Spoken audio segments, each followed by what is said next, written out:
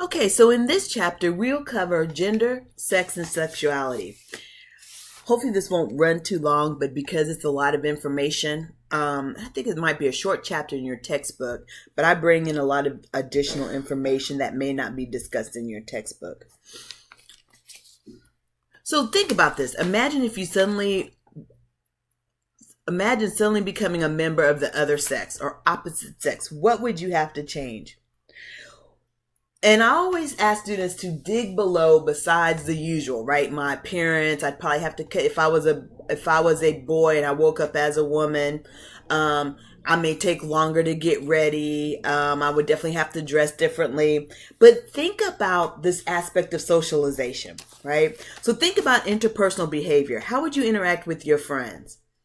Men talk more than women. They're louder and they're more likely to interrupt and less likely to recognize others in conversations. Women are more likely, and all of this is based off of research, just to let y'all know this. Women are more likely to laugh, express hesitation, and be polite. Women also use less personal space, and they touch less in impersonal settings, but they tend to be touched more.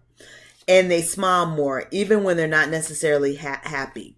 Men take up more space. Think about the way that men sit. I always talk about the aspect of, I hate if I'm flying and I get the middle seat and I have two men on the side of me. A lot of times I know I'm not going to get the armrest just because of the amount of space that men tend to take up. Or if a man is in the middle seat and I'm on the other side, I know that he's going to take up more space.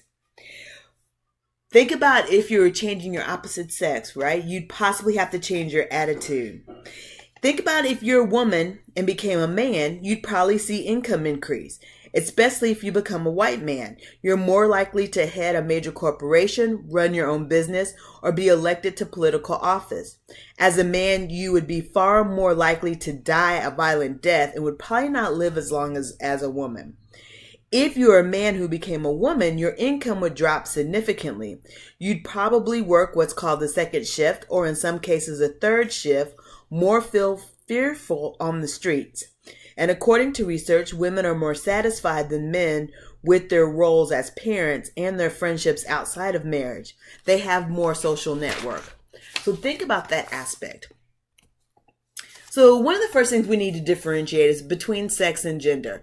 Sex refers to the biological and anatomically differences that distinguish females from males, such as differences in reproductive capabilities and body shape and size. Biological and genetic inheritance determine whether we are born male or female.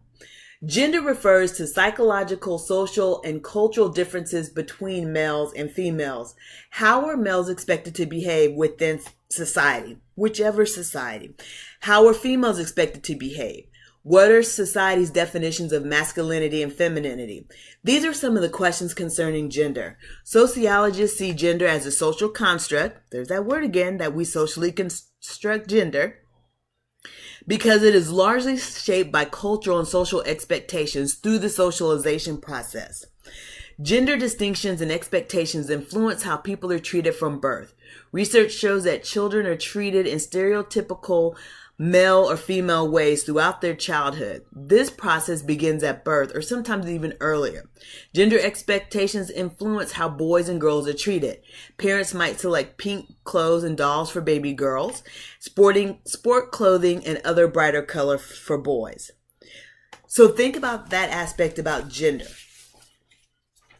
In Western industrialized societies, people tend to think of masculinity and femininity in dichotomous terms. We within Western society typically think about a binary. We normally think about men and women. We do know and we have recognized the fact that we do have persons who are transgender. But that is, and I don't want to say it's a new phenomenon because it's not. We've always had transgender individuals. But one of the things that's happening is that we are seeing, or more people are being a little bit more comfortable about coming out as being transgender. There are other cultures such as Navajo that have people that are two-spirited.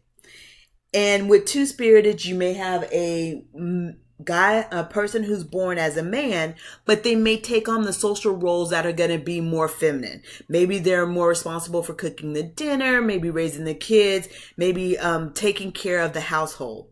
Whereas if you have a woman who maybe takes on more male characteristics, okay? The Kong Society of the Kalahari Desert in southern Africa, men hunt and women gather, but women are very involved in the hunt by providing key information for hunters. Both men and women participate in child rearing, and neither men nor women tolerate violent conflict or punishments. Boys are valued more than girls in Afghanistan, so when a family has only girls, sometimes one of the girls becomes a boy. She is called the Baka Posh, and I apologize if I'm pronouncing that incorrectly. This practice allows girls freedom only reserved for boys and men. The Baka Posh can be educated, work outside of the home, and escort her sisters in public. When she reaches puberty, she must return to womanhood. Other cross-culture research shows that some societies have more than two genders. Some allow women to adopt male roles, or some men to adopt female roles, or other arrangements that neglect the existence of a unified set of behaviors across cultures associated with males and females. The research underscores the notion that culture, not nature, is the primary explanation for gender differences. Also, when we think about the Hijras of India, within our society, they would be classified as transgender. There's actually a clip about the Hijras of India. So if you go to the PowerPoint that's provided for you, you can actually look and watch that clip. I don't think it's very long. It might be about 4 or 5 minutes. So you'll be able to see that clip and kind of see what they go through. But the Hijras of India actually serve an important purpose within that society. They're used for celebrations. That's one of the ways that they're able to make their money, is because they are able to bless the families, either it's for the birth of a child or even at weddings. And if it is said that if a Hijra comes and you have denied them, then one of the things that can happen is that they may curse your family. A person's sex identity is established at fertilization. Sometimes you have irregularities in chromosomes, and you may have a person who is intersex, which means that they may have both biological sexes, okay, or biological characteristics. Yeah, biological characteristics. You have persons who may have maybe a child that's born with a smaller penis, but they may have ovaries. Or you may have a child that's born with a vagina, but they may not have ovaries. So this would be a person who is seen as intersex.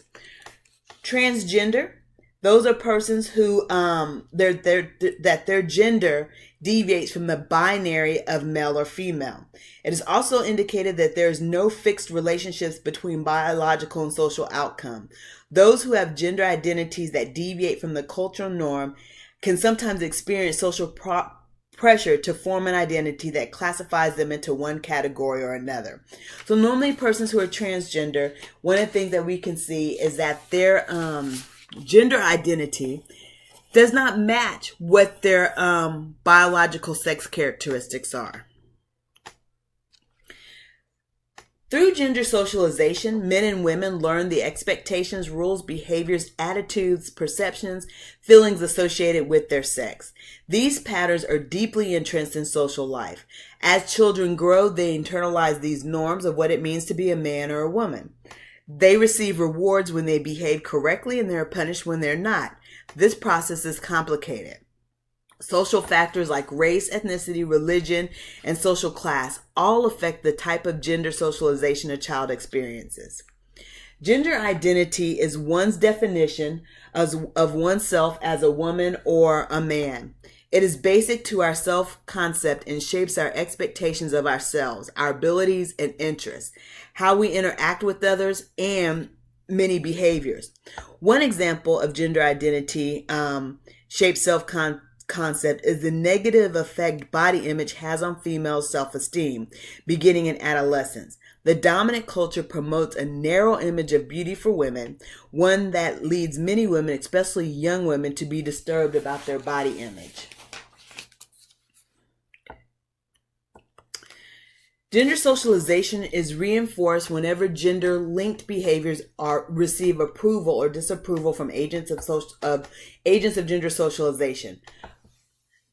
Parents are the primary agents of socialization and are important in helping a child develop their sexual identity. Although gender expectations are changing, cultural expectations have changed more than actual behaviors. Patterns in gender socialization vary within different racial and ethnic groups and in different generations, and they may be influenced by particular family experiences. Research shows that parents may be more tolerant of girls not conforming to gender norms. Fathers discourage boys from violating gender norms. Peers also help with socialization. Children on research play indicate consistent gender type differences. Boys tend to engage in more competitive games with more elaborate rules, and girls engage in more ritualistic activities or games emphasizing cooperation and flexibility.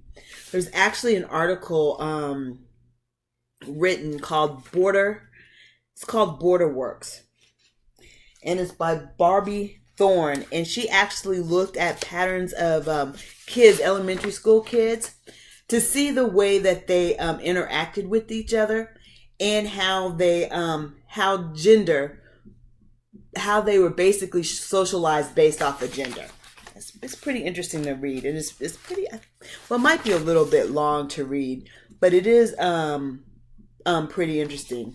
And its fact is called Gender Play, Girls and Boys in Schools. Just in case you might be interested in that.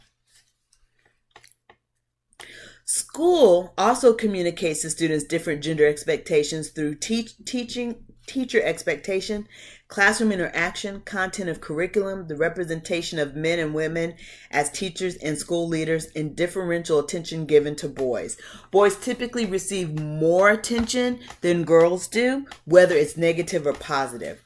Religion, especially the major Judeo-Christian religions in the U.S., place strong emphasis of gender differences in religious doctrine and practice, such as patriarchal language and power structures, have strong effects on gender identity formation, particularly among the most devout believers.